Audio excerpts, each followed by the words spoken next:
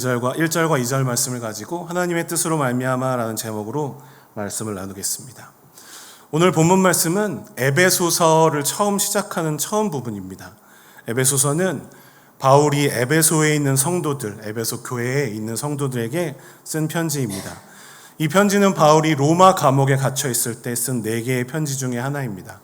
그래서 바울이 로마 감옥에 갇혀 있을 때 쓴 에베소서, 골로새서, 빌립보서, 빌레몬서 이 4개의 편지를 바울의 옥중서신, 감옥에서 보낸 편지라고 부르기도 합니다. 바울은 3차 전도여행을 마치고 예루살렘에 돌아갔다가 이스라엘 백성과 율법과 성전을 비방하고 더럽힌다는 이유로 고발을 당하고 체포가 되었습니다.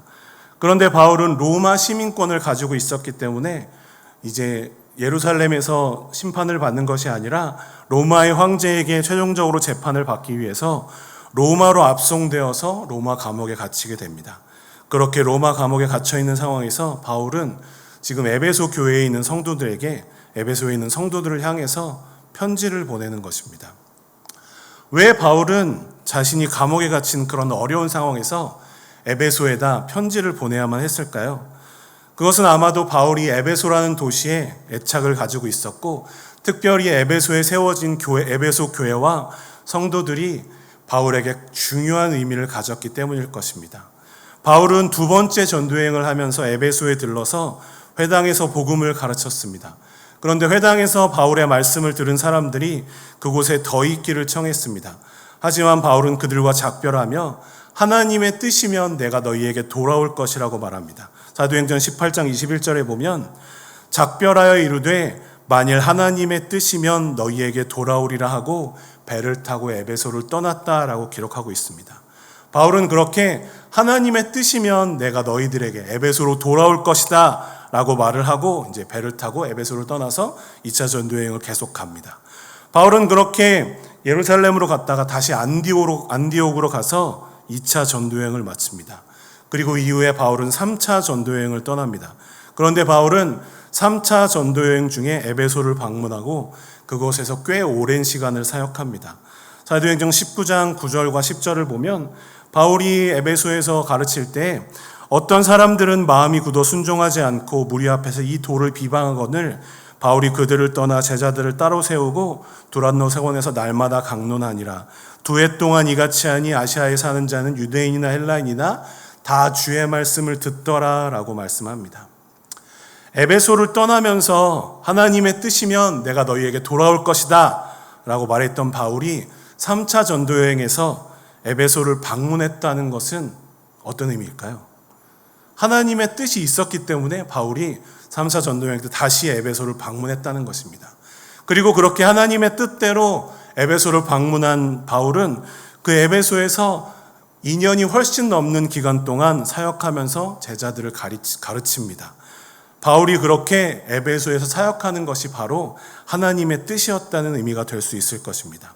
하나님의 뜻대로 바울은 에베소를 다시 방문했고 그곳에서 3년에 가까운 시간 동안 하나님의 말씀을 가르쳤습니다. 그리고 그런 바울의 사역을 통해서 19장 10절에 말씀한 대로 에베소뿐만 아니라 에베소가 있는 소아시아 지역에 하나님의 말씀을 들은 유대인들과 헬라인들이 많아졌다라고 이야기를 하고 있습니다. 그렇게 하나님의 뜻대로 바울은 에베소에서 사역했습니다. 그리고 그 이후에 에베소를 떠나서 다른 지역에서 복음을 전했던 바울은 이제는 예루살렘으로 가려고 합니다. 바울은 예루살렘으로 향하면서 시간상 에베소를 들를 수 없어 에베소 근처에 있는 밀레도라는 곳에서 사람을 보내서 에베소 교회의 장로들을 밀레도로 오라고 청합니다. 바울이 그렇게 에베소 교회의 장로들, 에베소 교회의 지도자들을 밀레도까지 부른 이유는 바울은 아마도 자신이 다시는 돌아오지 못할 것이라고, 에베소로 돌아갈 수 없을 것이라고 생각하고 마지막 당부를 하기 위해서였습니다. 그래서 사도행전 20장 22절에 보면 이렇게 말씀합니다. 보라, 이제 나는 성령에 매어 예루살렘으로 가는데 거기서 무슨 일을 당할는지 알지 못하노라 라고 말하고 있습니다. 바울은 아마도 예루살렘으로 가면 성령님께서 나를 예루살렘으로 인도하시는데 내가 예루살렘으로 가면 아마도 잡힐 것이다. 그래서 감옥에 갇힐 것이다 라는 것을 약간은 생각하고 있었던 것 같습니다. 그래서 내가 예루살렘으로 가는데 거기 가면 무슨 일을 당할지 내가 알지 못한다. 그런데 내가 성령에 매여서 하나님의 뜻대로 내가 예루살렘으로 가기는 것이기 때문에 내가 무슨 일을 당할지 모르지만 하나님의 뜻대로 예루살렘으로 간다고 말합니다. 그러면서 사도 바울은 이렇게 말합니다. 우리 사도행전 20장 23절 말씀과 24절 말씀 같이 한 목소리로 읽겠습니다. 23절 24절입니다. 시작.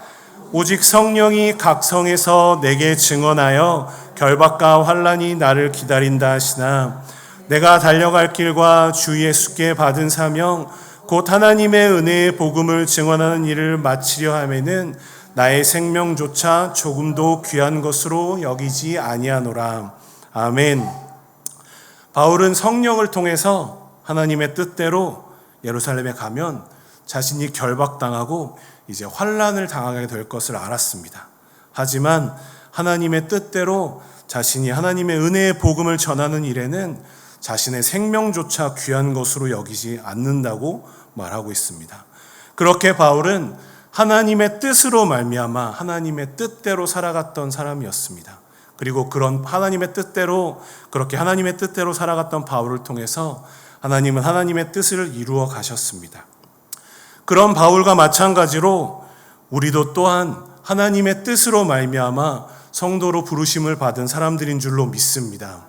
하나님은 우리를 미리 선택하시고 우리를 성도로 부르셨습니다.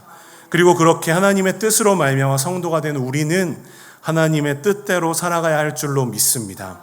오늘 본문 말씀은 그렇게 하나님의 뜻으로 말미암아서 부르심을 입은 성도가 어떤 사람인지를, 성도란 어떤 사람인지를 우리에게 알려주고 있습니다. 그렇다면 성도란 어떤 사람입니까? 첫 번째로 성도란 하나님의 뜻으로 말미암아 변화된 사람입니다. 우리 첫 번째 한 목소리로 같이 읽겠습니다. 시작. 하나님의 뜻으로 말미암아 변화된 사람입니다. 아멘. 성도는 그렇게 하나님의 뜻으로 말미암아 변화된 사람인 줄로 믿습니다. 에베소에 있는 성도들에게 쓰는 편지에서 바울은 이렇게 자신을 소개합니다. 우리 1절 말씀 다시 같이 우리 한 목소리로 읽겠습니다. 시작.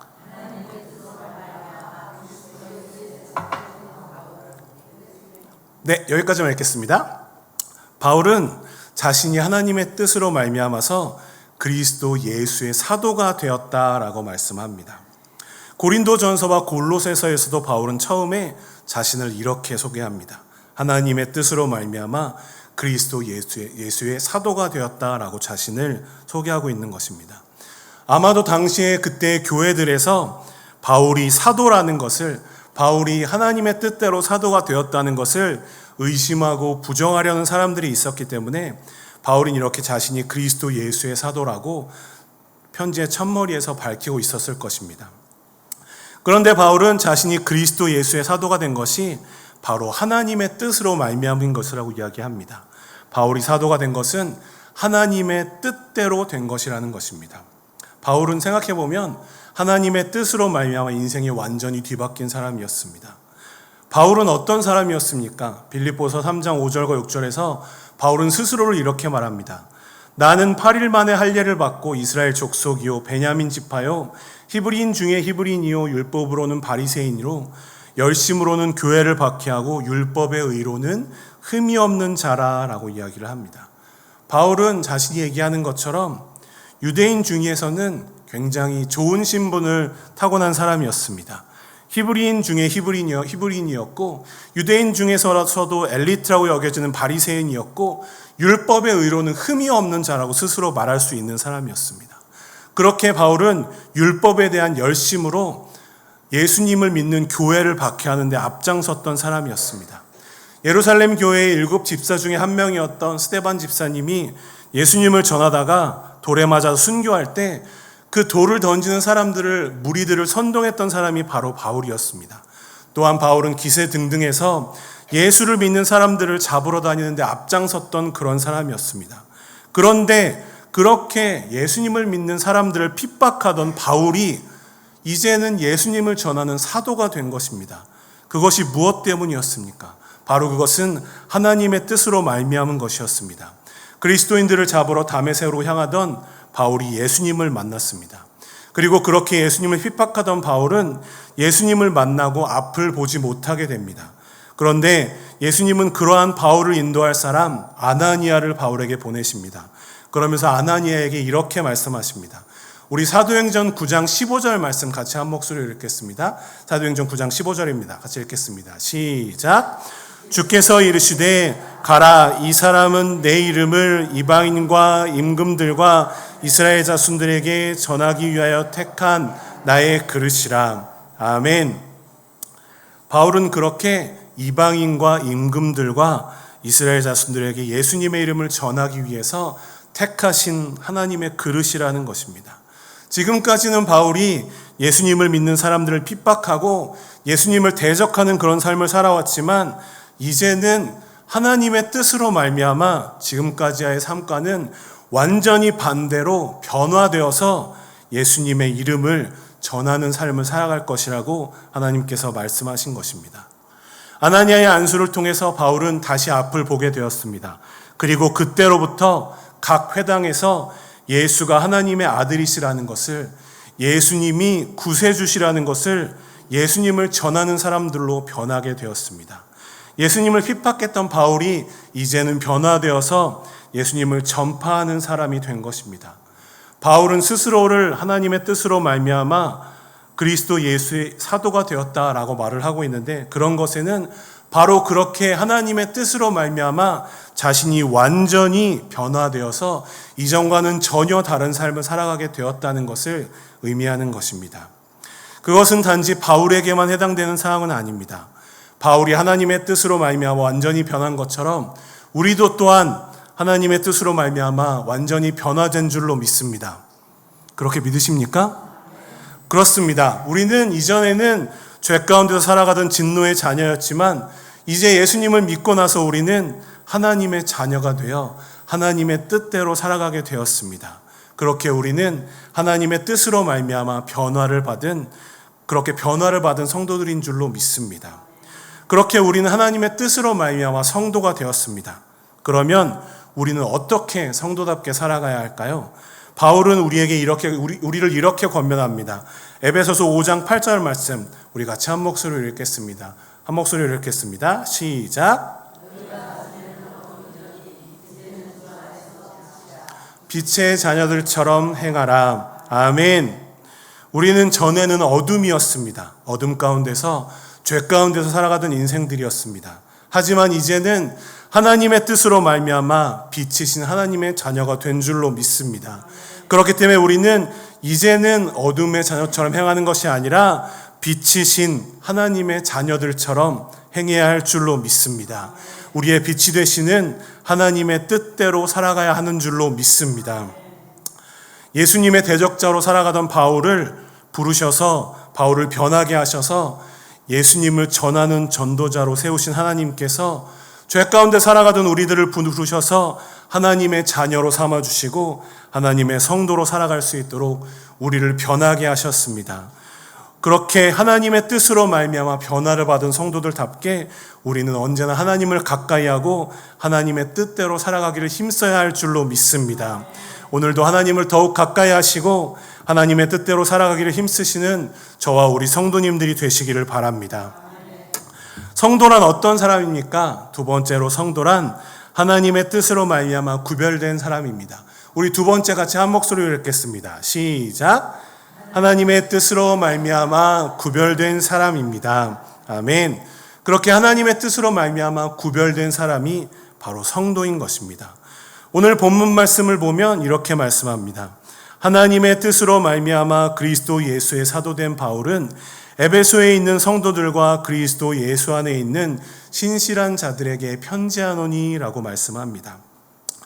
여기는 이 편지를 보내는 사람과 받는 사람이 다 표시되어 있습니다.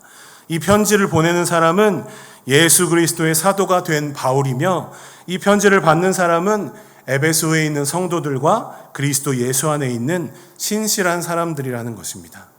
여기서 에베소에 있는 성도들과 그리스도 예수 안에 있는 신실한 자들은 각기 다른 대상을 말하는 것이 아닙니다.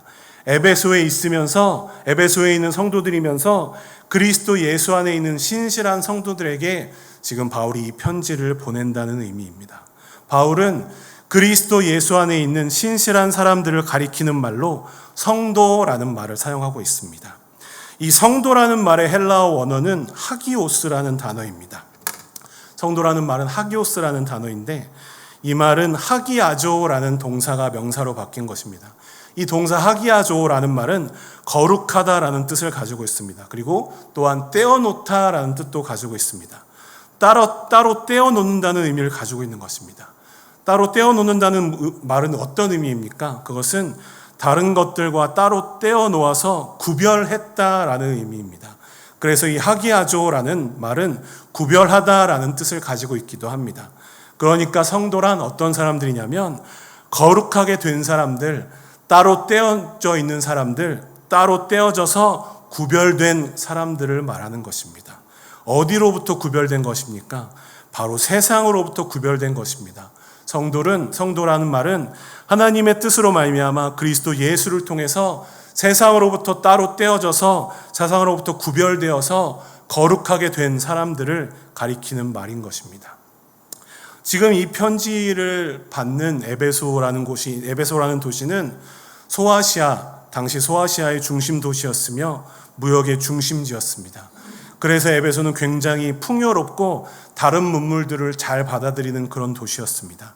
또한 에베소는 종교의 중심지이기도 했습니다. 특히나 세계 7대의 불가사의 중에 하나로 일컬어지는 아르테미스 신전이 있었던 그런 곳이기도 했습니다.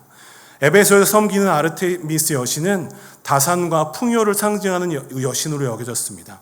그리고 그런 아르테미스 여신을 섬기는 사람들이 많았기 때문에 에베소는 우상 숭배와 음행이 가득한 도시였습니다.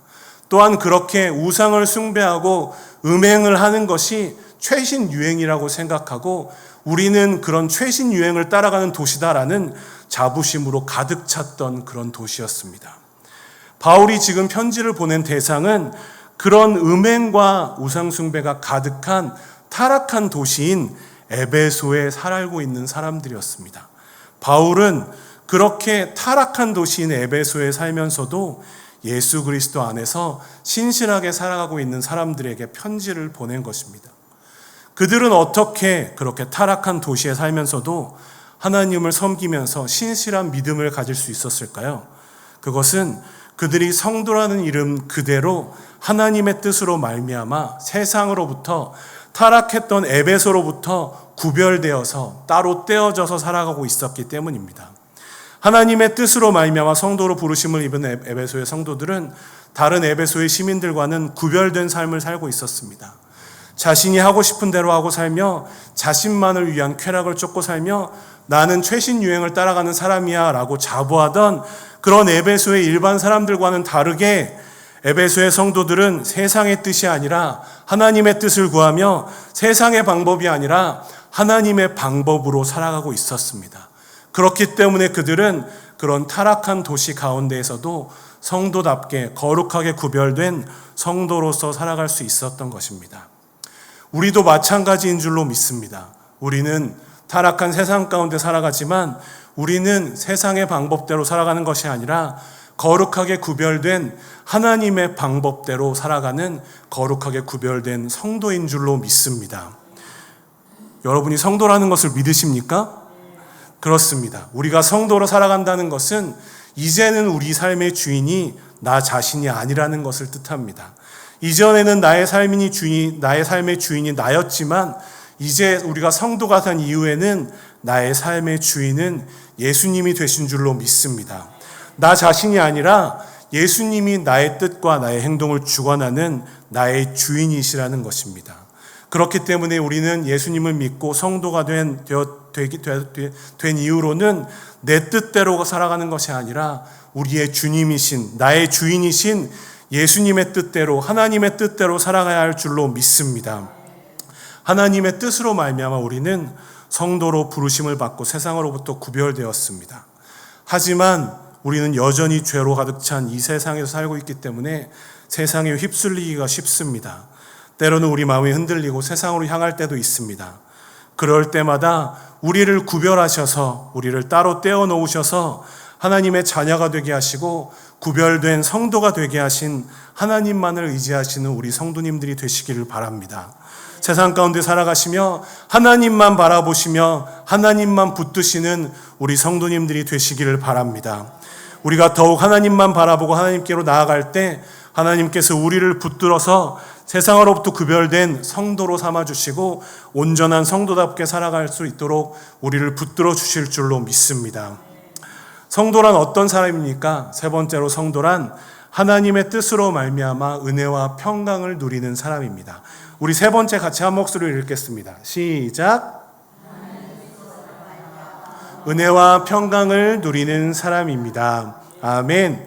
성도란 하나님의 뜻으로 말미암아 은혜와 평강을 누리는 사람이라고 오늘 본문은 말씀하고 있습니다.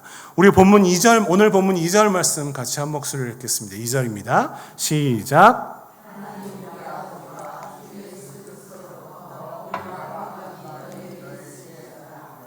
아멘. 사도 바울은 에베소 성도들에게 하나님과 예수님으로부터 은혜와 평강이 너희에게 있을 것이다 라고 축복하고 있습니다. 이 은혜라는 단어는 카리스라는 헬라어인데 헬라인들이 가장 중요하게 여기던 단어였습니다.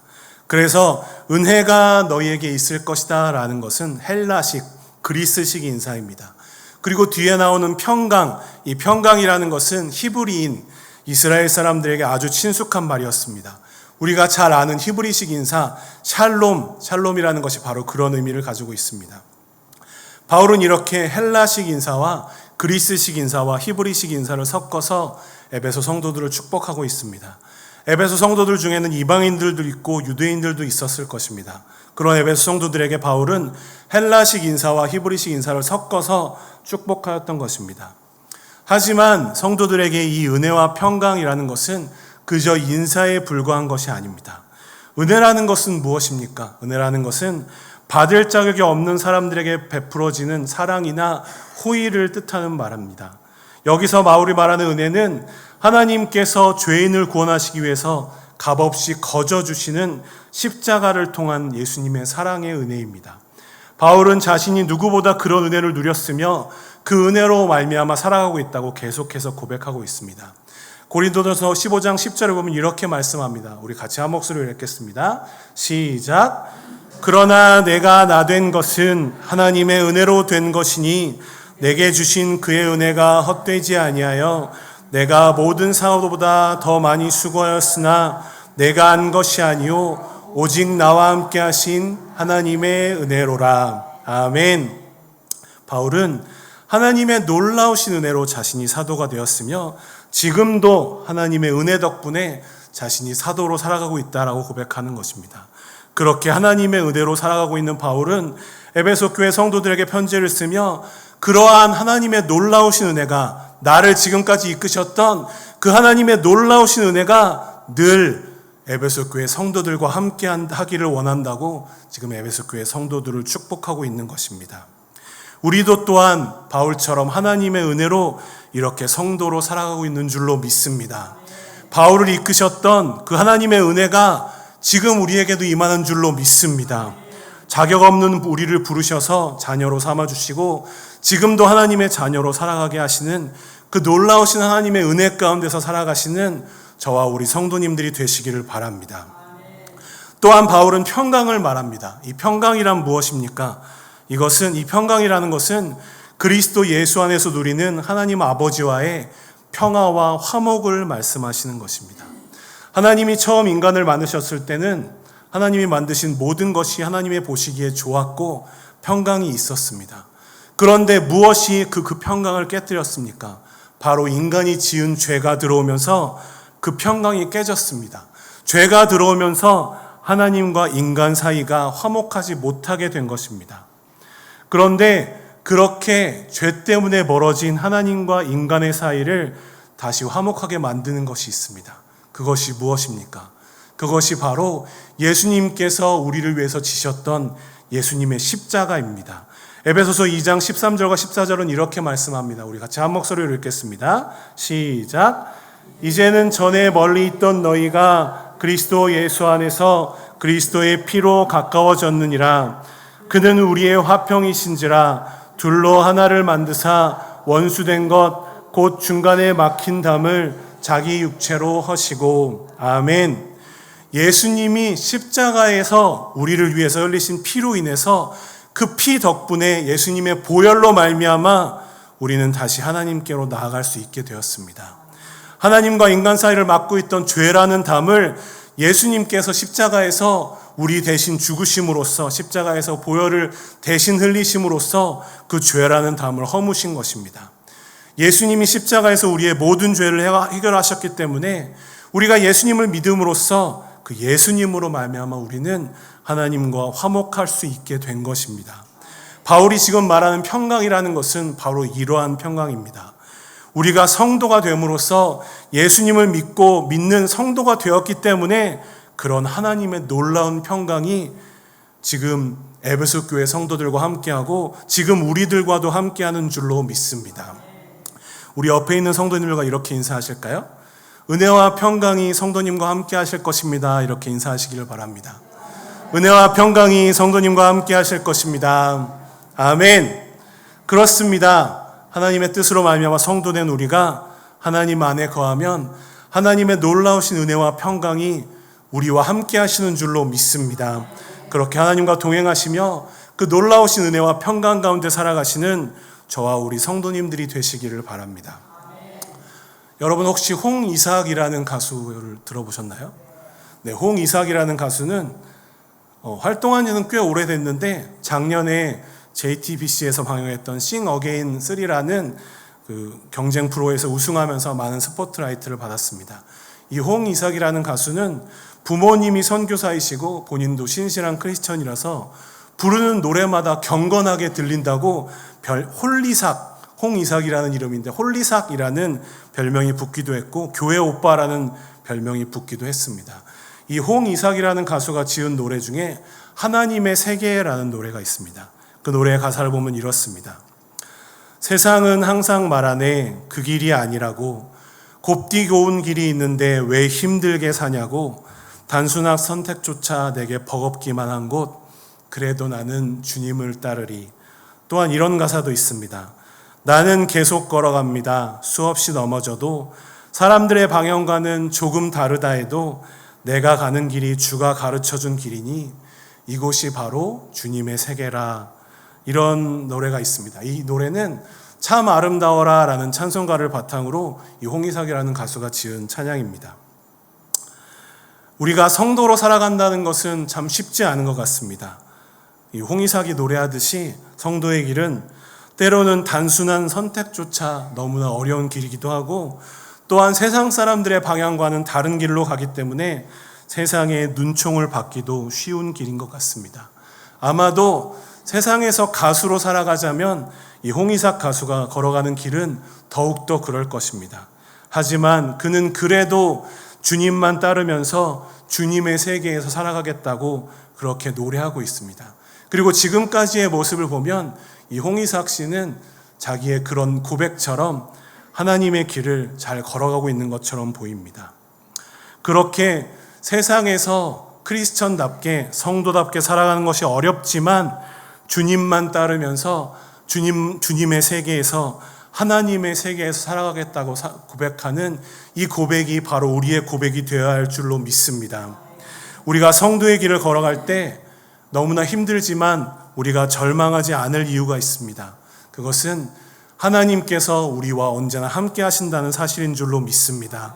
우리가 성도의 길을 걷는 동안 하나님께서 언제나 우리와 함께 하실 줄로 믿습니다. 우리가 때로 성도의 길을 벗어나서 세상을 향하고 방황한다고 할지라도 하나님께서는 계속해서 우리를 찾으시고 우리를 붙드셔서 다시 우리가 성도의 길을 걷게 하실 줄로 믿습니다. 우리를 부르시고 구원하신 하나님께서 예수님께서 우리와 함께 하시고 우리를 오늘도 붙들어 주시기 때문에 우리는 오늘도 성도로서 살아갈 수 있는 줄로 믿습니다. 우리가 주님께 나아갈 때 주님께서 우리를 붙들어 주실 줄로 믿습니다. 오늘도 우리를 부르셔서 우리를 변화시키시고 우리를 구별되게 하셔서 하나님의 은혜와 평강을 누리게 하시는 하나님만 바라보시면서 하나님만 의지하셔서 성도답게 살아가기를 힘쓰시는 저와 우리 성도님들이 되시기를 바랍니다. 기도하겠습니다.